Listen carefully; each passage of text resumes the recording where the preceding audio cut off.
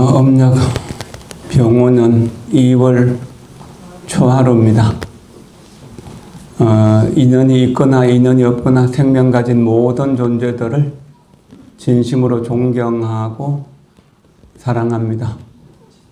모든 생명 가진 존재들은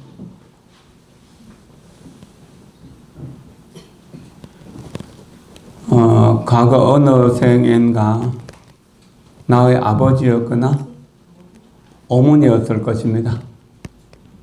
그러니까 혈연으로 봐도 은혜로운 분이라서 존경하고 사랑할 수밖에 없고, 또 여러분들의 마음속에는 부처님이 될 수 있는 가능성이 있습니다. 이것을 불성이라고 하는데, 불성을 가지고 있다면 여러분들은 미래에 반드시 부처님이 되실 분들입니다. 그렇기 때문에 미래의 부처님에게 존경하고 사랑하는 마음을 표하는 것입니다. 우리는 모두를 서로 존경하고 서로 사랑할 때 평화롭고 행복함이 자연스럽게 우리에게 올 수 있습니다. 기쁨이라든지 즐거움이라든지 또는 행복이라든지 하는 것들은 서로가 존경하고 존경받을 수 있다는 것, 또 사랑하고 사랑받고 있다는 사실을 느낄 때 느낄 수 있는 평화롭고 행복한 일이잖아요. 그럼 우리의 삶은 나만의 행복을 위할 때 미움이나 원망이나 갈등이나 분노가 생기죠. 탐욕도 생기고 인색한 마음도 생기고, 그런 생각들을 전부 어리석음이라고 하죠. 이것을 버리기 위해서 우리는 이 자리에 모였습니다. 내 욕심 채워주십시오 하고 오신 분들은 소원을 다 이루기가 좀 어려울지도 모릅니다. 그러나 내 소원이 부처님의 소원과 똑같아져서 우리는 남들을 돕기 위해서 소중한 사람의 몸으로 태어났습니다라고 하는 그런 생각을 할 때, 우리는 남들을 돕기 위해서 소중한 사람의 몸을 받고 태어났습니다라고 할 때요, 그때부터 우리는 고통에서 행복으로 가는 것입니다. 이 고통에서 행복으로 가는 그것을 출가라고 이야기합니다. 그래서 여러분들의 자녀들이 출가를 하겠다고 한다면 기꺼이 허락하십시오. 이것은 100억짜리 복권을 당첨된 것보다도 훨씬 더 큰 이익이거든요. 금생만 이익이 아니라 세세생생 이익이 되는 것입니다. 출가는 고통에서 행복으로 가는 길, 또 꼭꼭 묶여있던 구속에서 자유 해탈로 가는 길, 그리고 지극한 어리석음에서 백만 개의 태양이 비치는 것과 같은 밝음의 세계, 지혜로운 세계로 가는 것이다 라고 이렇게 했습니다. 옛날 어른들은 이렇게 말씀하셨죠. 출가하여 스님이 되는 일이 어찌 작은 일이겠는가. 편안하고 쉽게 살기 위한 것이 아니고 따뜻하고 배부름을 원하는 것도 아니다. 달팽이 뿔 같은 명예나 이익을 얻으려고 하는 것도 아니다.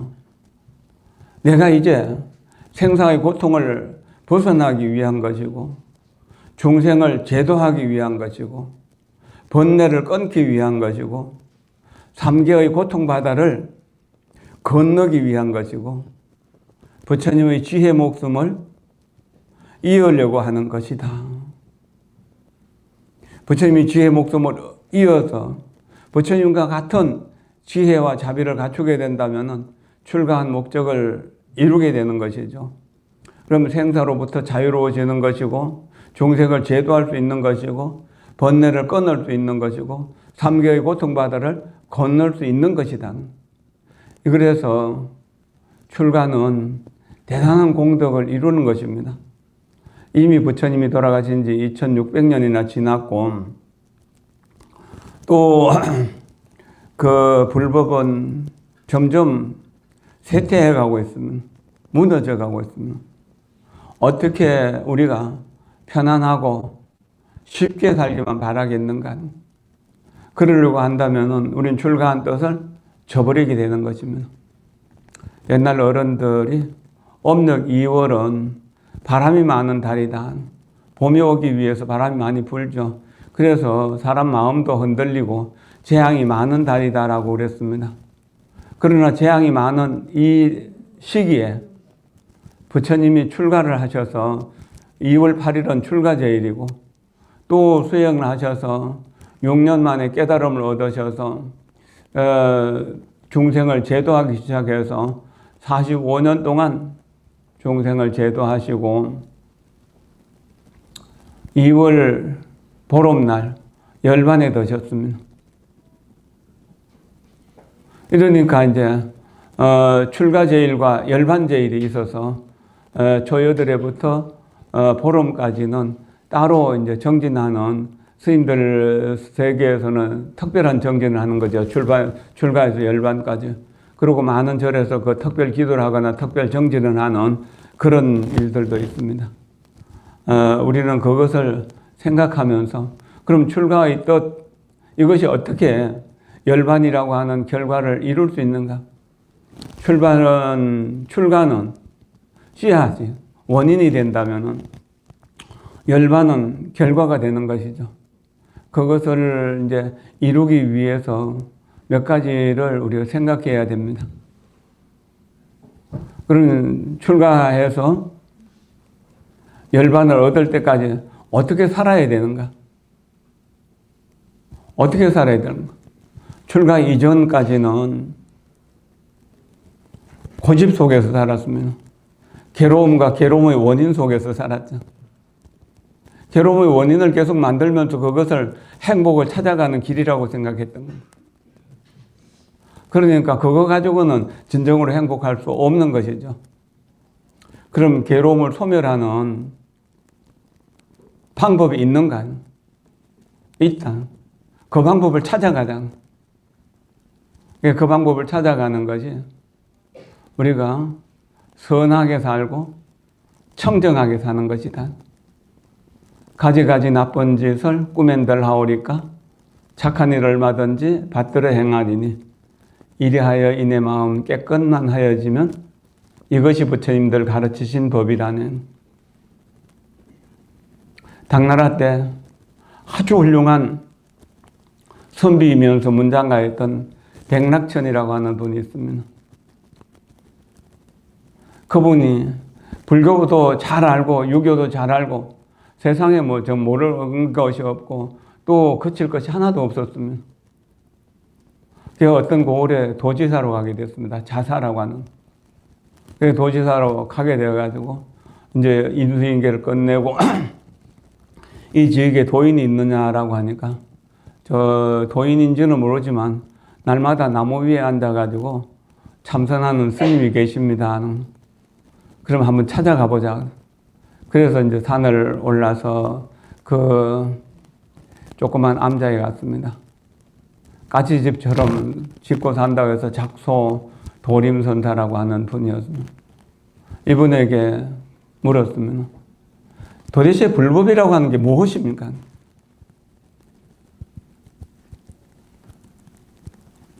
그러니까 그 어른이 말씀하셨죠. 나쁜 짓은 하지 마라. 좋은 일만 열심히 해라. 그러면 네 마음이 편안해지고 깨끗해질 것이다. 이것이 불교다. 이것이 부처님 가르침이다 그랬습니다. 그러니까 그 선비 도지사가 그거는 3살 먹은 아이도 알 수 있는 일 아닙니까? 그거 모르는 사람이 있나요? 그러니까 그 도인 스님이 말씀하십니다. 3살 먹은 아이도 알 수 있는 일이지만 80 먹은 노인도 실천하기 어려운 일이다. 문제는 아는 데 있는 것이 아니라 실천하는 데 있다는 겁니다. 마음으로 떡을 만들 수도 있고 밥을 만들 수도 있지만 마음으로 만든 떡 마음으로 만든 밥이 배고픈 내 배를 따뜻하게 채워줄 수는 없다는 이야기입니다. 그래서 실천이 중요하다는 거예요. 거기에서 고개를 숙이고 불법에 깊이 귀의하고 평생 동안 스승으로 모셨다고 합니다. 그분은 나중에 향산사라고 하는 절 옆에서 이렇게 이제 살면서 자기 법명을 향산이라고 해서 향산거사라고. 그래, 70이 넘어서 이제 글을 보려 해도 눈도 아프고 또 참선하려 해도 허리도 아프고 할 수 있는 것은 연불밖에 없다. 앉아서도 남아미탑을, 서서도 아미탑을, 가면서도 아미탑을, 서서도 아미탑을, 잠잘 때도 아미탑을, 깨어서도 아미탑을, 오로지 아미탑을만 부르고 사시다가 그 향산사에서 아주 편안하게 돌아가셨다고 합니다. 지금도 그 북경 부근의 향산사에 가면은 그 옆에 이 백낙천, 백거의 거사의 무덤이 있다고 합니다. 그 관광객들이 많이 찾아가고 한다고 그러죠. 그러면 선행을 많이 한다. 내가 선행을 하고 악행을 하지 않을 때 거기에서 향기로움이 생깁니다. 이것을 개향이라고 합니다. 개향. 그리고 그런 개향이 지극해져서 마음이 깨끗해졌을 때 그때 마음이 흔들림이 없어집니다. 이것을 정향이라고 합니다. 선정의 향기로움이죠. 계율의 향기로움이 선정의 향기로움으로 향기 나타납니다. 언제나 평화롭고 언제나 안정되어서 모든 것을 완벽하게 이루어낸다는 겁니다. 그렇게 되면은 거기에 고요한 물에 삼라만상이 비치는 것처럼 깨끗한 거울에 모든 것을 다 비추어 줄 수 있는 것처럼 그렇게 지혜가 드러나게 됩니다. 이것을 화엄경에서 해인산매라고 이야기했던 겁니다. 어쨌든 그렇게 해가지고 지혜가 드러나는데 그 지혜에서 또한 향기가 나옵니다. 그래서 해향이라고 이야기해요. 개향, 정향, 해향. 이렇게 되면 모든 상황 속에서 자유로워집니다. 그것을 해탈이라고 합니다. 그 해탈에서 향기가 나오는 것이죠. 해탈향입니다. 이 해탈향은 이제 미운 사람이 없고 좋은 사람이 없는 겁니다. 이 넓은 세상에 내가 이해할 수 없는 사람은 없습니다. 이 넓은 세상에 내가 사랑할 수 없는 사람은 없습니다. 이 넓은 세상에 내가 신뢰할 수 없는 사람은 없습니다. 이 넓은 세상에 내가 용서할 수 없는 사람은 없습니다가 되는 겁니다. 그게 자연스러워지는 겁니다. 출가할 때는 이 넓은 세상에 내가 이해할 수 없는 사람이 없기를, 사랑하는 사람이 사랑할 수 없는 사람이 없기를, 용서할 수 없는 사람이 없기를, 신뢰할 수 없는 사람이 없기를 하고 발언을 하지만 이미 해탈의 상태에 오면은 그것이 이미 내 것이 된 겁니다. 나를 해치는 사람도 부처님, 나를 사랑하고 도와주는 사람도 똑같이 부처님이니까 거기에 차별이 없는 겁니다. 부처님은 그런 분입니다. 관세음보살도 그런 분입니다.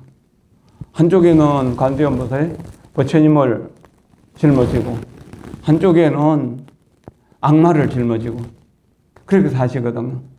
그러나 악마에게서 인욕바라미를 배우고 부처님에게서 또한 정진바라미를 배우는 겁니다. 이렇게 정진과 인욕을 똑같이 가르쳐 주시는 분이니까 그것이 부처님 되는 에너지가 되는 거거든요. 우리는 미워하는 사람, 저 사람 죽었으면 좋겠다고까지 생각하죠. 그러나 부처님에게서는 저 사람도 부처님이다. 미워하는 그 사람도. 그것이 해탈인 겁니다. 그럼 미운 사람이 없어진다는 것이 아니라 내 마음속에 미운 사람이 없어진다는. 그래서 그 사람에게도 도움을 줄 수 있다는 겁니다. 그러니까 뭐죠? 향나무는 자기 몸을 찍는 도끼날에도 향기를 묻힌다. 자기를 해치는 사람에게까지 도움을 준다는. 최대한 도움을 준다는 겁니다. 이게 해탈이에요. 말이 해탈이 이게 참 쉬운 거 아니죠. 고요한 상태 있잖아요. 그거를 해탈인데, 해탈이 이제 중생 세계로 나갈 때는 해탈이고 자유라고 하지만 본인 스스로 혼자 가만히 있을 때는 흔들림이 없잖아요. 거기서 열반이라고 해요. 무념의 상태를 열반이라고 그래요. 그럼 거기에 머물러 있다면 나와 무슨 상관이 있나요? 부처님이 열반하고 부처님이 해탈했다면 나와 무슨 상관이 있나요? 해탈을 직연을 가졌기 때문에 나와 인연이 만들어지는 겁니다. 이게 뭐냐면 중생을 제도하겠다는 마음을 내는 겁니다. 우리는 남들을 돕기 위해서 소중한 사람의 몸으로 태어났습니다. 해탈 직연이 될 때 그것이 실현될 수 있는 거예요. 그럼 중생 제도하고 싶은 대비심이 일어나는 겁니다. 좋아하는 사람에게 대자심, 미워하는 사람에게 대비심이 일어나는 거예요.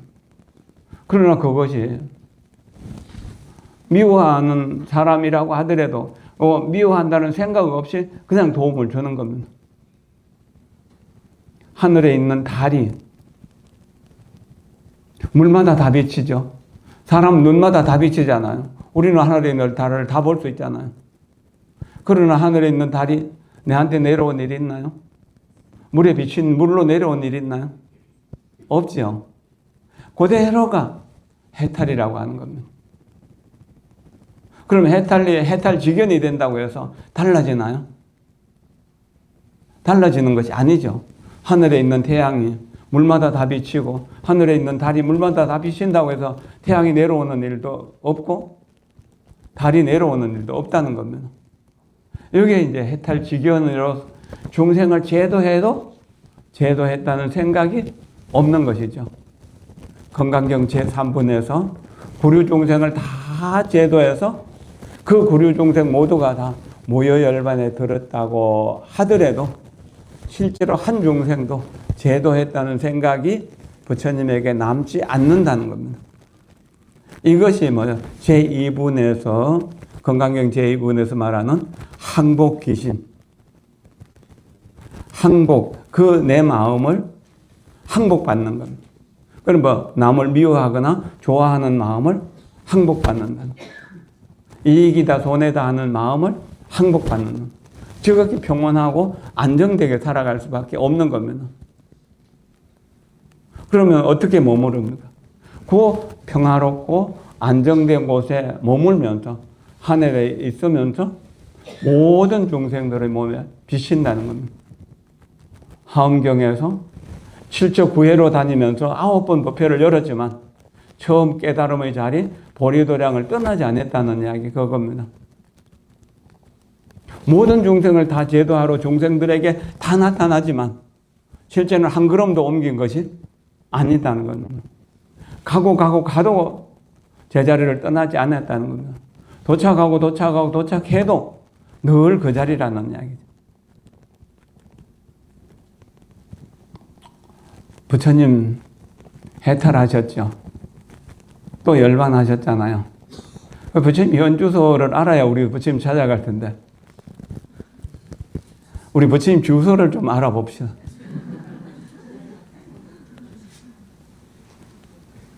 부처님 주소가 어딘가요?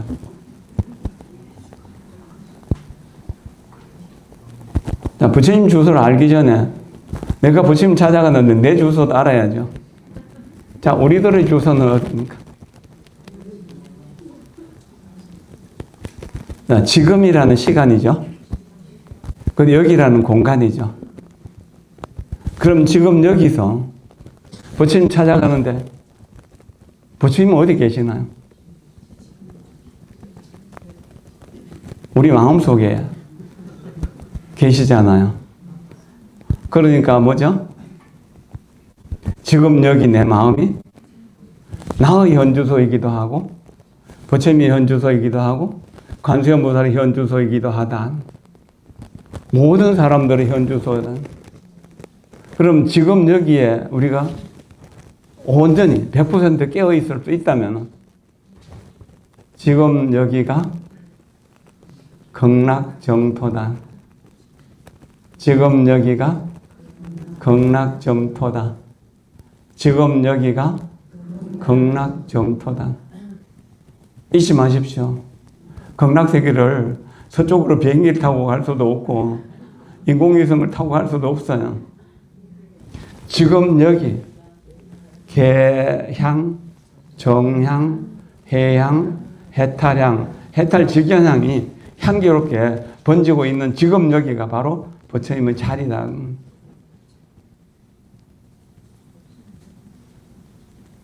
이게 가능한가요?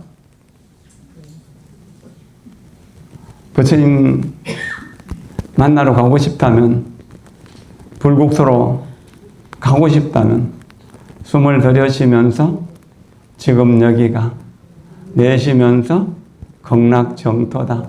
이러면 안 될까요? 예, 그렇게 생각하면은 바로 부처님 자리로 가는 겁니다. 근데 내 생각은 과거에 많이 놀죠. 연애하던 시절, 신혼하면서 돈 벌던 시절, 애 낳아서 키우던 시절, 여러 가지 일들을 생각하잖아요. 그리고 다른 데로 돌아다녀 여행했던 이야기들, 고생했던 이야기, 즐거웠던 이야기, 그것을 내 마음속에 다 갖고 있느라고, 그거 생각하느라고 지금 여기에 있질 못하죠. 80% 정도는 과거를 생각하고 15% 정도는 오지도 않을 미래에 걱정하느라고 두려워하잖아요. 그러니까 현재는 5%밖에 안 되는 거예요. 그러면 지금 여기에 내 마음이 100% 여기에 안주할 때 우리는 해탈이고 열반이다. 해탈은 열반의 작용이고 열반은 해탈의 뿌리죠. 근원이죠. 본체잖아요. 그 해탈의 본체를 자성이라고도 하고 진성이라고도 하고 또 본성이라고도 하고 여러 가지 이름으로 나타나요. 부처님의 이름에는 진리의 세계에서 왔기 때문에 열애라고 하죠. 공양 받을 만하기 때문에 은공이라고 하죠. 왜 열애 은공? 두루 다 알기 때문에 정변지라고 하죠. 그 다음에 세상에서 가장 높은 서성이기 때문에 무상사라고 그러죠. 근데 조장부라고 그러죠. 말을 잘 조련하듯이 사람의根기 따라서 다 조련할 수 있는 능력이 갖추어지는 겁니다. 그래서 세간의 모든 일을 다 알기 때문에 세간해라고 그러죠. 그리고 뭡니까? 인간과 천상의 서성이기 때문에 천인사라고, 깨달았기 때문에 부처님이라고 그러고, 그 다음에 중생을 제도하기 때문에 뭡니까? 세상에서 존경을 받는 거죠. 그래서 세존이라고 합니다. 열의 시포가 바로 부처님의 능력을 드러내는 겁니다. 그것을 줄여서 얘기하면은 대자, 대비, 대희, 대사, 사무량입니다. 그 무량심이라는 것은 써도 다함이 없기 때문에 그런 것이죠. 어디 있었습니까? 지금 여기에서. 그러니까 과거를 생각해도 지금 여기고, 미래를 생각해도 지금 여기고, 미국을 생각해도 지금 여기고, 유럽을 생각해도, 중국을 생각해도, 부처님 나라 인도를 생각해도 오직 지금 여기에 머물면서 중생들을 다 제도하신다는 겁니다. 그럼 우리가 깨달음을 얻었다고 해갖고 갑자기 어느 날 30 이상 80종호가 생길까요? 아니겠죠. 그래서 깨달음을 얻어서 성인이 된다 하더라도 옛날 모습 그대로라고 했습니다. 그래서 붕어가 용이 된다고 하더라도 그 비늘은 그대로 남아있다고. 사람 모습을 가지고 이건 부처님이다, 이건 중생이다 이렇게 나누면 안 된다는 이야기예요. 차별하지 말으라고 하는 이야기. 그러면 이제 그 계율과 선정과 지혜와 해탈과 해탈향을 통해서 우리가 고통의 세계, 집착의 세계, 이런 세계를 벗어나는 겁니다.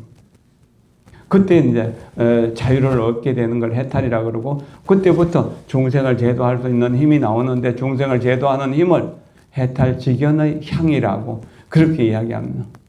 그 멸도는 뭡니까? 이렇게 이제 개향, 정향, 해향을 완벽하게 이루어 가는 과정이죠. 그래서 이 사제법문, 고제, 집제, 멸제, 도제를 깨달으면 성문, 아라한이 된다고 그랬습니다. 이거 부처님의 법문을 듣고 깨달았기 때문에 성문, 소리를 듣고 깨달았다고 해서 아라한, 그 성문이라고 그렇게 이야기를 합니다. 그러면은 우리가 이제 불교를 말하면은 무상을 이야기하고, 무상을 말하면 불교를 이야기하죠. 해가 지는 걸 보면서 인생이 무상하네, 그런 사람도 있죠. 사랑하는 사람이 갑자기 죽어가는 걸 보고도 인생이 무상하네. 가을이 들어서 단풍이 들고 낙엽 지는 걸 보고도 무상하네. 근데 이것만 무상일까요? 저 사람 사업 잘 돼갖고 잘 나가더만 어느 날 폭망해버렸네. 아, 인생 참 무상한 거야. 그런가요? 여러분들이 별로 좋아하지 않던 사람 만나갖고 또 좋아하게 되는 것도 무상이고, 사랑하는 것도 무상이고, 그 사이에 아이가 태어나는 것도 무상이고, 아이가 자라나는 것도 무상이고, 병들었던 사람이 건강해지는 것도 무상이고, 어리석은 사람이 지혜로워지는 것도 무상이고, 무식한 사람이 유식해지는 것도 무상이죠. 그게 무상을 제대로 이해하게 되면 고통은 없습니다. 무상을 이해하면 지금 여기 내가 무상하기 때문에 뭐에 집착할 것이 없는 겁니다. 나는 5살짜리 손녀를 너무너무 좋아해. 그러면서 5살짜리 손녀의 사진을 찍어가지고 거울에다 붙여놓고 매일 그 아이만 쳐다보고 있다면 어떻게 될까요? 거울 속에 아이가 자라날까요? 자라날 수가 없죠. 거울 속에다가 여러분들의 마음속에다가 붙여놓은 그림들이 하나둘이 아니잖아요. 사랑하는 사람은 사랑한다고 붙여놓고, 미워하는 사람도 미워하기 위해서 붙여놓고, 그것을 다 걷어내버리는, 이해됩니까? 그러니까 사랑하는 사람도 없고, 사랑하는 사람은 만나지 못하는 것이 괴로우니까 그 사랑하는 사람을 버려야 되고, 미워하는 사람은 만나는 게 괴로우니까 미워하는 사람 내려놓는 겁니다. 그러면은 8가지 괴로움 중에 뭡니까? 2가지 괴로움이 없어지죠. 구한다고 억지로 구해지는 것이 아니니까, 구해서 얻지 못하는 것 때문에 괴로워할 필요가 없으니까 구보덕고가 없는 거죠. 여기에 대부분 우리 또래들도 있고, 우리보다 조금 젊은 60대도 있고 50대도 있고 40대도 있지만, 옛날에 다 이팔 청춘이 있었고 팔팔할 때가 있었고 예쁠 때가 있었잖아요. 근데 그 젊은 어디에 갔나요? 젊으면 어디 갔죠? 우리 몸뚱이는 계속 끊임없이 변합니다. 생각도 끊임없이 변합니다. 바다는 그대로 있지만 파도는 계속 치죠. 흑웅은 그대로 있지만 바람은 계속 불잖아요. 여기 오음성고라고 하는, 우리 몸뚱이를 이루고 있는 요소들이 이제 색수상행식인데, 색수상행식이 끊임없이 변하면서 내가 원하는 대로 변하면 좋은데 무상의 이치에 따라서 내가 원하지 않는데도 변하는 거예요. 그러니까 변하는 대로 내 마음이 따라가기 때문에 무상 때문에 내가 괴로워할 일이 없는 겁니다. 무상은 좋은 건가요? 나쁜 건가요? 무상은 정말 좋은 거예요. 무상이 없으면 어떻게 중생이 부처가 될 수가 있나요? 무상이 없으면 어떻게 범부가 성인이 될 수가 있나요? 무상을 찬탄해야죠. 끊임없이 중생이 부처대로 가고, 끊임없이 중생이 그 보살의 길로, 보살대로 닦아야 되는 이유가 무상하기 때문에 그러고, 무상하기 때문에 아이가 어른이 될 수 있는 거예요. 콩을 심으면 콩이 자라서 수많은 콩이 나오잖아요. 콩나무에서. 보리를 심으면 수많은 보리가 나오는 겁니다. 인과가 분명하잖아요. 그럼 우리가 여기에서 끊임없이 남을 위해서 살다 보면 남이 없어지게 돼요. 부부를 일심동체를 하잖아요. 처음 만날 때는 너는 너, 나는 나였다가 이제 일심동체가 되면 한 덩어리가 되잖아요.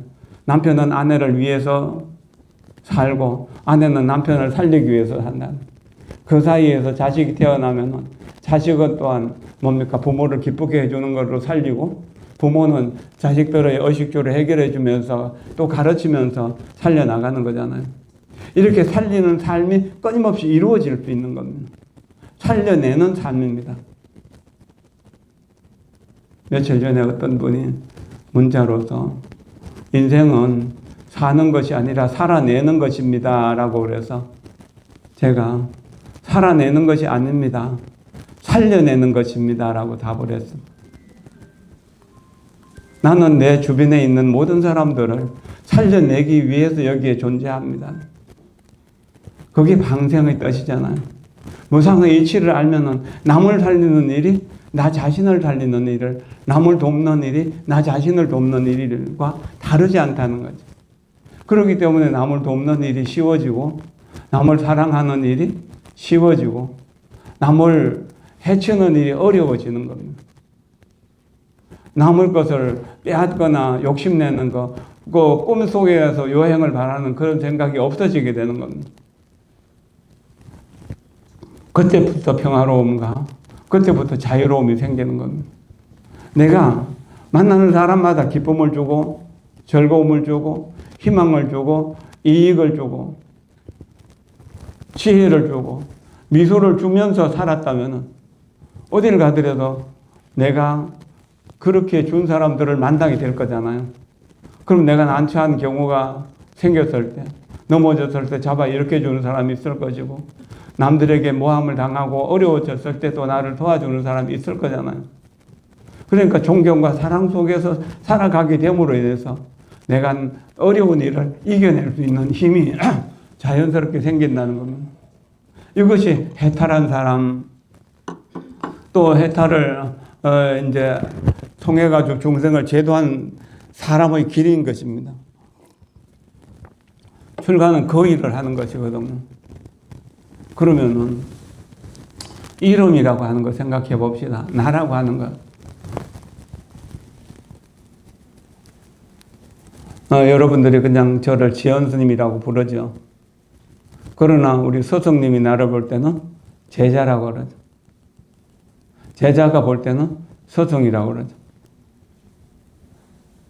친구가 갈 때는 도반이라고 그러죠. 신도들이 볼 때는 그냥 우리 간호사 해줬으니 뭐 이런 식으로 부르겠죠. 상황 따라서 계속 이름이 바뀌는데 어떤 게 참 내 이름인가요? 자, 여기에 많은 어머니들이 앉아 계시는데 어떤 게 엄마의 참 이름인가요? 김아무개, 이아무개, 박아무개가 이름인가요? 아버지에게는 딸일 것이고 자녀들에게는 어머니일 것이고 남편에게는 아내일 것이고 또 친구들에게는 친구일 것이고 그렇잖아요. 끊임없이 상황 따라서 만약 아이들을 가르친다면 선생님 혹은 교수님이라고 할 거잖아요. 어떤 게 참 이름인가요? 참 이름이 있나요? 없죠. 그러니까 참 이름이 없으니까 무아예요. 어릴 때는 영아라 그랬다가 좀 더 크면 유아라 그랬다가 좀 더 크면은 소년, 소녀라고 그랬다가 청소년이라 했다, 청년이라 했다, 장년이라 했다가 다양한 이름이 상황 따라서 계속 바뀌는데 어떤 것이 참 내 이름인가요? 내 이름은 있나요? 내 이름이 없으니까 무아예요. 모든 존재가 상황 따라서요. 내가 동창회 가서 동창들 만나면 그냥 같은 동창이 되는 거잖아요. 회사에 가서 회사이면 회사원이 되는 거잖아요. 상황 따라서 다른 이름으로 나타나는 겁니다. 실제 이름은 없다는 겁니다. 범부일 때는 내가 범부 중생으로서의 고통받는 나였지만 깨달음 얻는 순간 보살로서의 삶, 성문영각의 삶, 부처의 삶이 열리게 된다는 겁니다. 이거 얼마나 중요한 일인가요?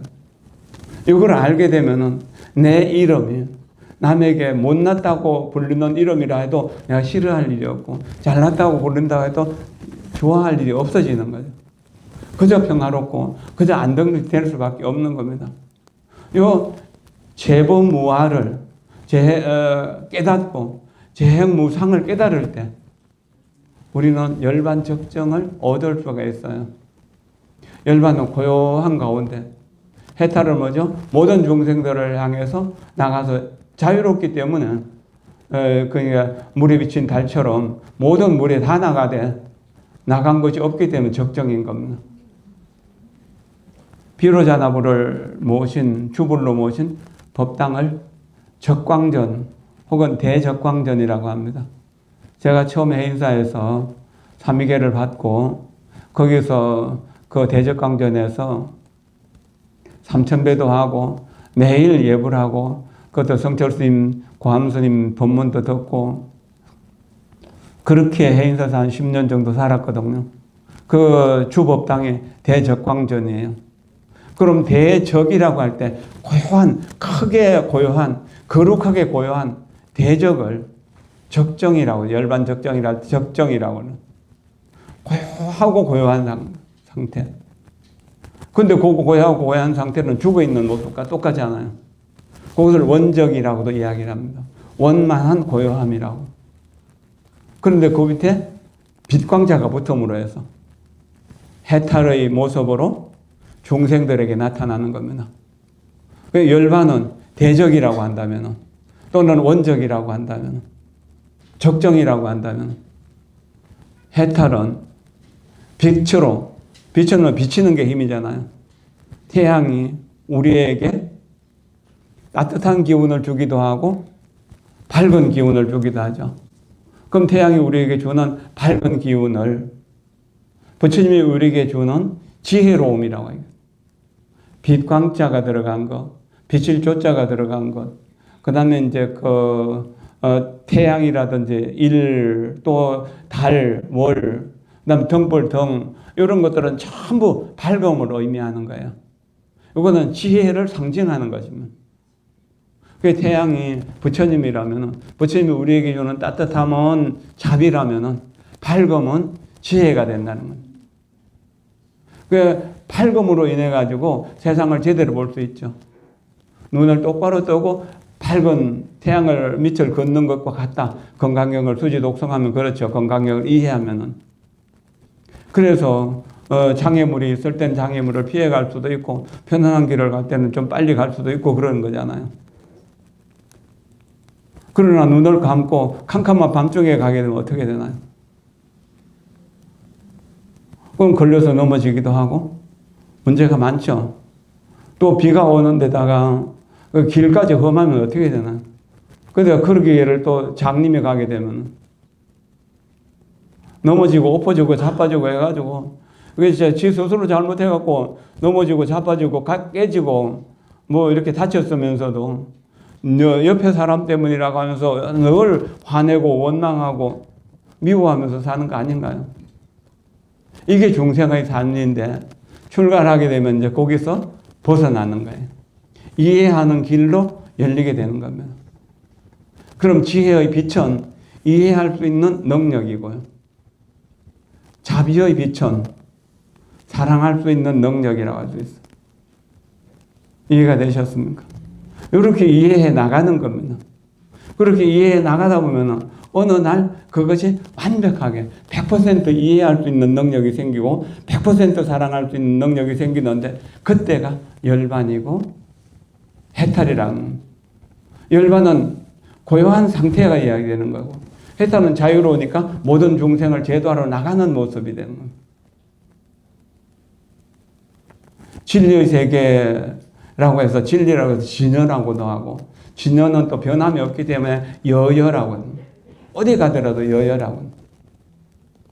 그리고 우리 본 성품이 그렇게 진리이고 여여이기 때문에, 진여이고 여여이기 때문에 우리 본 성품이 불성이라고 이야기합니다. 부처님의 성품과 내 성품이 다르지 않다는 겁니다. 오늘은 태양이 이제 이렇게 구름이 없기 때문에 다 비치잖아요. 그러나 어제처럼 비가 오는 날은 구름이 껴서 낮도 어두웠잖아요. 그렇다고 해서 구름 위에 태양이 없나요? 아무리 먹구름이 끼어도 구름은 그대로 있다는 이야기죠. 그리고 아무리 파도 친다고 하더라도 물의 본성은 변하지 않는다는 것. 구름이 되고 비가 된다고 해서 구름이 죽어야 비가 되잖아요. 그러면은 구름이 비가 되어서 죽는다고 구름이 슬퍼할까요? 그럴 일 없죠. 그럼 비가 흘러내려서 바다로 간다고 해서 산에 있는 물이 흘러간다고 해서 내가 손해봤다고 할까요? 계곡물은? 아니죠. 그렇기 때문에 이익이다, 손해다, 칭찬이다, 비난이다, 이런 상이다, 벌이다, 복이다, 죄다 하는데 걸림이 없어지는 겁니다.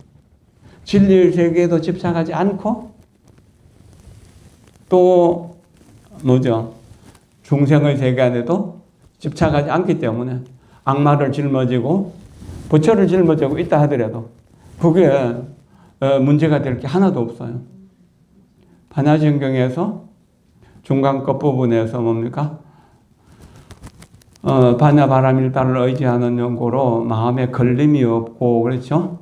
걸림이 없고, 걸림이 없는 까닭에 두려움이 없고, 그랬죠? 그런 걸림이 없고, 무가해고 무유공포. 걸림이 없기 때문에 두려움이 없다는. 그래서 구경에 열반하는. 걸림이 없다는 이야기는 이 세상에 있는 모든 사람, 내 앞에 걸리는 걸 다 치워놓고 걸림이 없다는 것이 아니라는 겁니다. 있는 그대로 내는 시장판에서 싸움하는 그 속에서 그대로 열반 적정을 누린다는 이야기입니다. 그것이 보리살타가 하는 일이에요. 그럴 때 보리살타가 되는 겁니다. 그 보리는 뭐죠? 깨달음, 진리의 세계. 살타는 중생의 세계. 그 진리의 세계를 부처님, 악마의 세계, 중생의 세계를 악마. 그 보살은 한쪽 어깨에 중생을 짊어지고 한쪽 어깨에 부처를 짊어지고 가는 사람이다. 그러나 지혜가 있기 때문에 중생에게 집착하거나 중생을 버릴 생각이 없고 또 자비가 있기 때문에 중생을 버리지 않는다는 겁니다. 자비심으로 인해서 중생과 함께 살고 지혜로 인해서 부처와 함께 사는, 부처의 자리를 떠나지 않고 극락세계를 떠나지 않고 사바세계에 다시 돌아와서 중생들을 제도하는 연불행자의 모습과 똑같다는 이야기입니다. 우리는 그렇게 살아야 되는 겁니다. 그것이 오늘 우리가 해야 되는 일이에요. 그걸 위해서 이 세상에 태어난 거예요. 그러기 위해서 어떻게 해야 될까요? 부처님 말씀을 믿어야 되죠. 정말 중요한 것은 부처님 말씀을 믿어야 되는 거예요.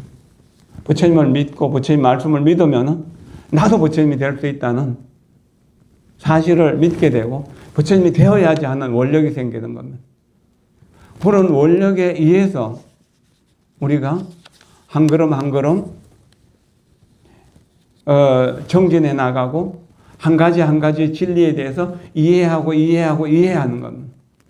그래서 믿음과 원력이 이해할 수 있는 힘이 생기는 거죠. 우리 지난주부터 그 불교대학을 열었잖아요. 한해 불교대학을 다시 열었습니다. 코로나로 해서 이제 닫았던 것이 다시 열렸습니다. 그리고 우리 성원 스님과 연덕 스님과 고담 스님이 중심이 되어가지고 목요일 날 오늘 저녁에 교리 강좌를 시작합니다. 기초 교리 강좌를. 그리고 어제 수요일하고 지난주 수요일은 이제 그 만선 동기집을 공부했습니다. 이제 매주 수요일 다른 일이 좀 겹치더라도 만선 동기집 강의는 계속해 나가려고 합니다. 그렇게 그거는 이해하는 과정과 이해한 것을 실천하는 과정. 알면은 실천할 수 있지만 모르면은 실천하기 어렵죠. 자, 어디를 갈 때, 요즘 차를 타고 갈 때, 자, 낯선 길을, 험한 길을 가야 되는데, 내비게이션이 없으면 어떻게 가나요? 지도가 없으면 어떻게 가나요? 지도가 이 안내해 주는 데로 가면은, 그 지도를 믿으면은, 지도 따라가면은 정확하게 그 지점에 갈 수 있잖아요. 그와 같이 불법을 제대로 이해하게만 하면은, 그리고 그 이해한 대로 한 걸음 한 걸음 가기만 하면은, 부처님 자리를 가는 것은 전혀 문제가 없는 거예요. 그렇잖아요. 그렇게 하기 위해서는 부처님을 믿는 모습이 건강경 제6번에서 나타났습니다. 뭐라 했습니까? 5분에서 범소유상이 계시망이네. 이 세상에 존재하는 모든 것들이 무상하고 무아이기 때문에 실체가 없는 것이다. 그 실체가 없는 줄을 분명하게 알게 되면 그 실체 없는 모습 속에서 그 모습 그대로가 열애 부처님이기 때문에 부처님을 보게 된다는 거예요. 상이 실제상이 아니다. 그 그림자일 뿐이고 꿈속의 이야기일 뿐이다. 텔레비전 화면에 비치는 영상일 뿐. 텔레비전 꺼버리면 없어지는 거잖아요. 영원히 존재하는 건 없잖아요. 그림자이고 물거품이다. 그 사실을 본문으로 듣고 소보리 존자가 나는 부처님께 이 말을 들었으니까 이해를 하게 됐지만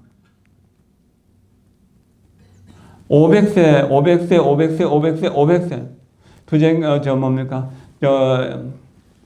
해탈 경고 시대에서 이 시작해가지고 이제 이해하는 시대로 뭡니까? 또 탑사를 짓는 시대로 이렇게 내려와가지고 투쟁 경고 시대인 말법 시대가 되면은 그때 말법 시대 중생들은 이 부처님 말씀을 이해할 수 있겠습니까? 제6번에서 그래서. 그러니까 부처님은 그런 말 하지 마라. 그런 말 하지 마라.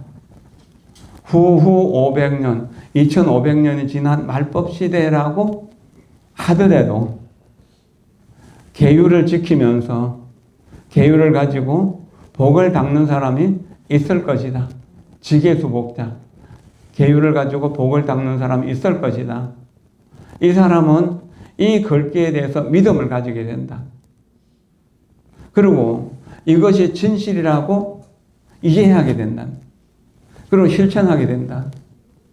이 사람은 한 부처님, 두 부처님, 세 부처님, 네 부처님, 다섯 부처님에게만 선근을 심은 것이 아니다. 무량 천만 부처님 처소에서 선근을 심었다. 그리고 건강경제 16분 쪽에 가면은 그런 이야기가 나오죠. 804천만억 나유타. 뭐 우리는 무량수, 무량수라고 할 수밖에 없죠.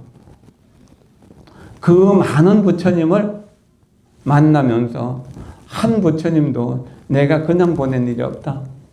잘 모시고 공양하고 섬겼다는 이야기. 그럼 그것을 무량 천만 부처님을 섬기는 일을 어떻게 해야 되는가? 지금 내가 매일매일 만나는 모든 사람을 부처님이라고 생각하면서 그렇게 섬기면 되는 거죠. 그렇게 했을 때 뭐죠? 이 세상에 존재하는 모든 것들이 몽환보령 뭐죠? 꿈이고 환이고 환은요 홀로그램이나 뭐 이렇게 요즘 영상으로 만들어내는 것들 아니라 실제는 없지만 나타나는 것들 그걸 환이라고 그래요. 물거품이고 그림자 이슬 같은 것이고 번개 같은 것이다. 그렇게 보게 되면은 집착이 생길까요? 그런 집착이 생기지 않죠. 그런 집착이 생기지 않는 모습을 뭐죠? 여여부동. 여여부동이기 때문에 어떤 것에도 이것이 영원히 내 거라고 생각하지 않는다는 이야기입니다. 내 거라고 생각하지 않는다면 바른 피우는 남편도 내 거 아니니까 미워할 필요가 없어지는 거죠. 1000억짜리 땅 문서도 이거 내 거 아니기 때문에 집착할 일이 없어진다는 이야기. 그러니까 뭐죠? 건강경을 받아들인 소보리와 모든 비구들이 뭡니까? 기쁜 마음으로 한히 기쁜 마음으로 믿고 받아들였다는 거예요. 여러분들 오늘 제가 한 이야기를 믿고 받아들인다면 믿고 받아들이는 순간 열반이고 해탈이라고 하는 부처님의 이름은 참으로 많습니다. 우리는 이제 열의 10호는 잘 아시고 또 매일 108배를 하면서 그 이제 88불, 89불의 이름은 잘 압니다. 근데 천불 명공경을 가지고 우리 천불을 알 수도 있고, 삼천불 명공경을 가지고 삼천불도 알 수 있고, 만불 명공경을 가지고 만불을 또 알 수가 있습니다. 그러나 무량무변한 부처님이 계시고 그마다 이름이 다 있어요. 그러니까 그 이름이 뭐죠? 전부 다 깨달은 사람에게 붙여주는 이름일 뿐이라고 생각하면 그 이름에 집착할 것이 없다는 거예요. 한 부처님이 여러 가지 이름으로 나타난 것이다. 여러 부처님이 따로 있는 것은 아니다라고 하는 겁니다. 그 사실을 알면 어떻게 될까요? 우리는 한 부처님을 믿는 것이 모든 부처님을 믿는 것이고, 한 부처님에게 공양하는 것이 모든 부처님에게 공양하는 것이다. 어제까지 관세음 보살을 했는데 오늘 내가 아미타불을 부르면 아미타불이 좋아하고 관세음 보살을 싫어할까요? 그런 게 있다면은 뭐죠? 그거는 참 부처님이 아닌 거잖아요. 그러니까 내가 오늘 건강경을 통해서 진리를 깨달았다, 천수경을 통해서 진리를 깨달았다 하면 그거를 만족하고 이제 그걸로 갈 수가 있고, 거기서 만족 못하면 다른 경전을 공부할 수도 있지만 이걸 공부하다가 저걸 공부한다고 문제가 생기는 것은 아니다라고 하는 거예요. 그러면 수많은 부처님에게 수많은 이름들이 있는데, 그럼 부처님에게 만든 부처님의 어머니는 누구일까?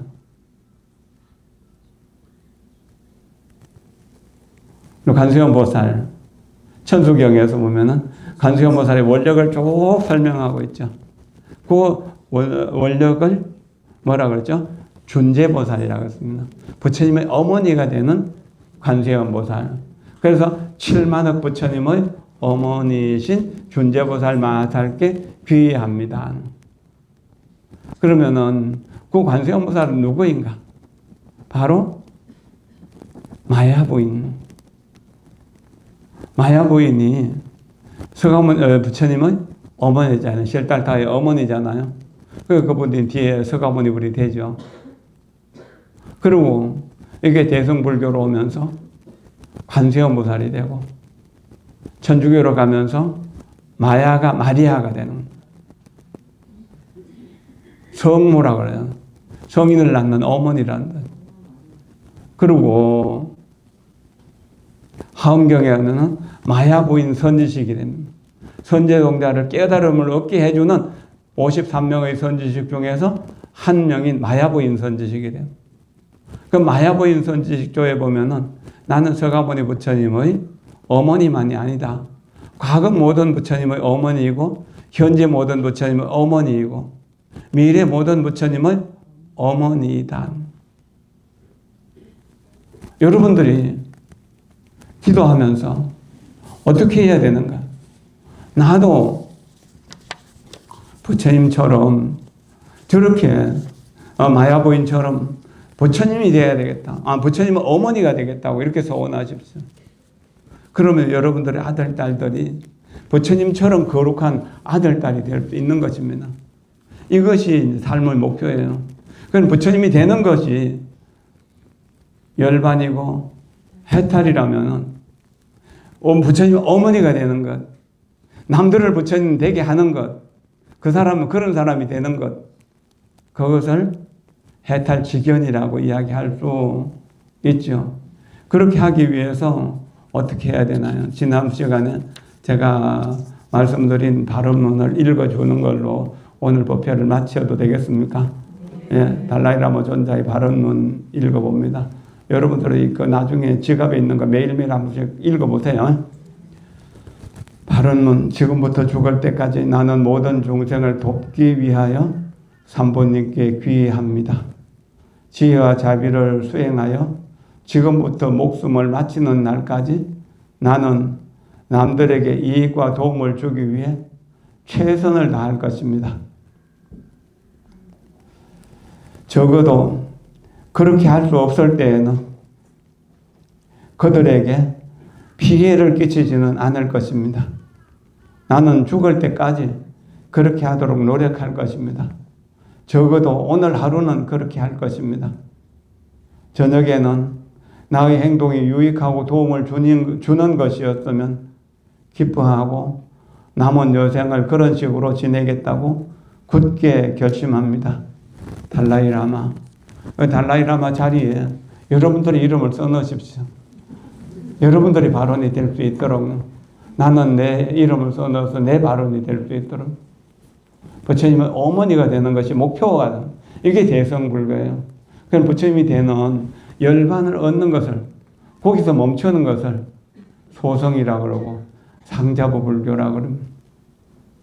그러나 이제 부처님 어머니가 되어서 나는 모든 중생을 내 자식처럼 모두 부처님 만들겠다고 서원하는 그런 서원 속에서 부처님이 되는 겁니다. 어제 강의를 쉬지도 않고 2시간 했다고 좀 안 좋아하는 사람들이 많았다는데 미안한 일이고, 오늘도 1시간쯤 됐죠.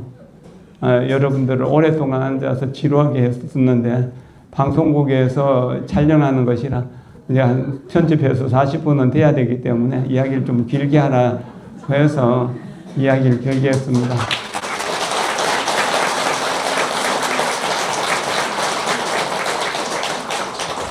여러분 모두를 진심으로 존경하고 사랑하면서 여러분들의 모든 죄업과 고통은 제가 대신 받고 저의 작은 공덕이라도 있다면 여러분들에게 아낌없이 다 나누어 드리겠습니다. 고맙습니다. 감사합니다.